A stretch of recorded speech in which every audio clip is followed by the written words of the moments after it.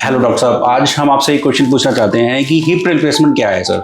जसविंदर जी, hip replacement एक अगर मैं पर्सपेक्टिव दूं तो बहुत ही कामयाब सर्जरी है।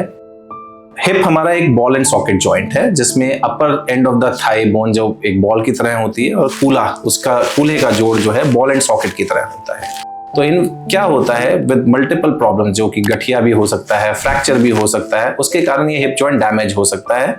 हिप जॉइंट जब डैमेज होता है तो हम उसको, अगर ओल्ड एज है या परमानेंटली डैमेज हो गया, उसको हम रिकवर नहीं कर सकते हैं, तो हम उस जोड़ को आर्टिफिशियल कन्वर्ट करते हैं। उसमें हम जो बॉल है उसको निकाल के इस तरह से एक स्टेम और बॉल डालते हैं और कटोरी को हम रीसर्फेस करते हैं। जो अंदर कटोरी है उसमें स्मूथ करके ऐसे एक कप फिट करते हैं, तो एक नया आर्टिकुलेशन बन जाता है। इसी को हम टोटल हिप रिप्लेसमेंट बोलते हैं। सर 21वीं सेंचुरी में हिप रिप्लेसमेंट में क्या कोई नई एडवांसमेंट आई है हिप रिप्लेसमेंट सर्जरी में?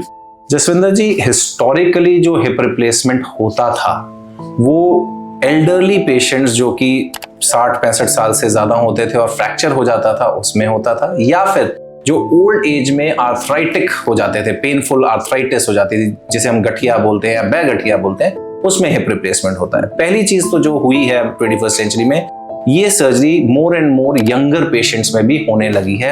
आपने सुना होगा एक डिजीज होती है एवास्कुलर नेक्रोसिस, एवीएन जिसे हम बोलते हैं, वो कॉमनली 20 से 40 साल के एज ग्रुप में मेल्स में होती है। तो वो पेशेंट्स बड़े कॉमनली हमारे पास आते हैं। फिर पेशेंट्स होते हैं एंकाइलोजिंग स्पॉन्डिलाइटिस के, रोमेटॉइड आर्थराइटिस के, गठिए के, जो यंगर पेशेंट्स हैं और उनकी डिजीज अनकंट्रोल्ड होती है और जॉइंट को डैमेज करके उनको क्रिपल कर देती है। तो डेफिनेटली फर्स्ट एडवांसमेंट इसकी अब ये यंगर पेशेंट्स में भी होने लगी है और प्रिडिक्टिबली सेफ होने लगी है।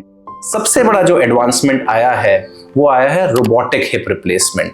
आपने कई पेशेंट्स को सुना होगा कि हिप रिप्लेसमेंट के बाद पैर छोटा बड़ा हो जाता है या हिप रिप्लेसमेंट फेल हो जाता है क्योंकि वो डिसलोकेट हो रहा है या फिर वो रिजल्ट नहीं मिला जो मिलना चाहिए था। तो रोबोटिक्स के साथ ये सर्जरी एक तो सेफर हो गई है, दूसरी मोर प्रिसाइज हो गई है, जिससे हम पेशेंट को उसके इंजरी या डिजीज के पहले वाले स्टेटस तक दोबारा से पहुंचा सकते हैं और पेशेंट प्रैक्टिकली हर तरीके की एक्टिविटीज में इंडल्ज कर सकते हैं सर्जरी के बाद, which includes sports activities also. Sir, एक हिप रिप्लेसमेंट पेशेंट को कौन से सेंटर को चूज करना चाहिए और क्या क्या ऐसी कुछ हिदायतें हैं जिसको फुलफिल करना चाहिए और उसको ध्यान में लेके आना चाहिए? जसविंदर जी, हम इस चीज को 4 कंपोनेंट्स में डिवाइड करते हैं। सर्जरी कर रहे हैं, patient factor, surgeon factor, implant जो अंदर इम्प्लांट डल रहा है या पुर्जा डल रहा है वो वाले फैक्टर्स, और चौथा है एप्रोप्रिएट यूज ऑफ टेक्नोलॉजी। ठीक है, हम पेशेंट फैक्टर की पहले बात करते हैं। तो सबसे पहले पेशेंट को ये श्योर होना चाहिए कि उसको वाकई ही हिप रिप्लेसमेंट की जरूरत है या नहीं है।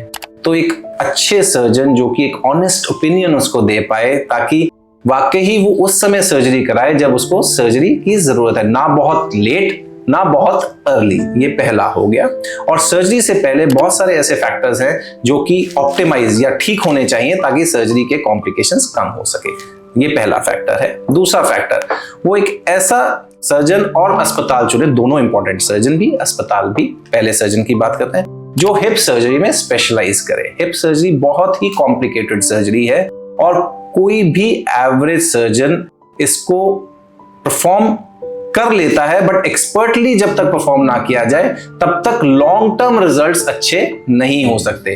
कोई भी पुर्जा हम अंदर डलवा रहे हैं तो हम चाहते हैं कि वो हमारे को 25-30 साल फंक्शनिंग दे, अच्छी फंक्शनिंग। उसके लिए एक एक्सपर्ट सर्जन से सर्जरी कराना जरूरी है। उसके अलावा एक्सपर्ट सर्जन को वो सर्जरी एक ऐसे अस्पताल में करनी चाहिए जहां सारे प्रकार की हिप रिप्लेसमेंट में जो रिक्वायर्ड इंफ्रास्ट्रक्चर है वो अवेलेबल हो। ये दूसरा फैक्टर है। तीसरा फैक्टर, अच्छा सर्जन है, पेशेंट को जरूरत भी है, बट इम्प्लांट कौन सा डलना चाहिए, तो ये पेशेंट को एक्चुअली समझ होनी चाहिए। अल्टीमेटली तो सर्जन ने डिसाइड करना है, बट पेशेंट भी एजुकेटेड होना चाहिए। इम्प्लांट वो डलना चाहिए जिसकी लॉन्जिविटी 25, 30, 35 साल की हो। और ये जाने कैसे? मल्टीपल रजिस्ट्रीज, जॉइंट रजिस्ट्रीज हैं वर्ल्ड में। ऑस्ट्रेलियन रजिस्ट्री है, इंग्लिश रजिस्ट्री है, जिसमें हर प्रकार के जॉइंट की सक्सेस फेलियर चार्टेड है।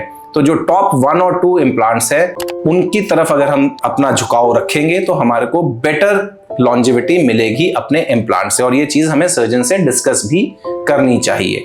उसके अलावा 21st सेंचुरी में रोबोटिक्स जो टेक्नोलॉजी है, जो रोबोटिक असिस्टेड सर्जरी है, रोबोट खुद सर्जरी नहीं करता, बट जो सर्जन सर्जरी कर रहा है उसकी प्लानिंग और उसकी इम्प्लांट पोजिशनिंग, इम्प्लांट कहाँ डलना चाहिए, उसकी प्रिसीजन को कहीं हद तक वो बढ़ा देता है और ऑलमोस्ट एरर के चांसेस ना के बराबर होते हैं। इससे एक तो हमारी जो लात है वो छोटी बड़ी नहीं होती, और दूसरा हमारे जो रिजल्ट्स हैं वो मच बेटर होते हैं।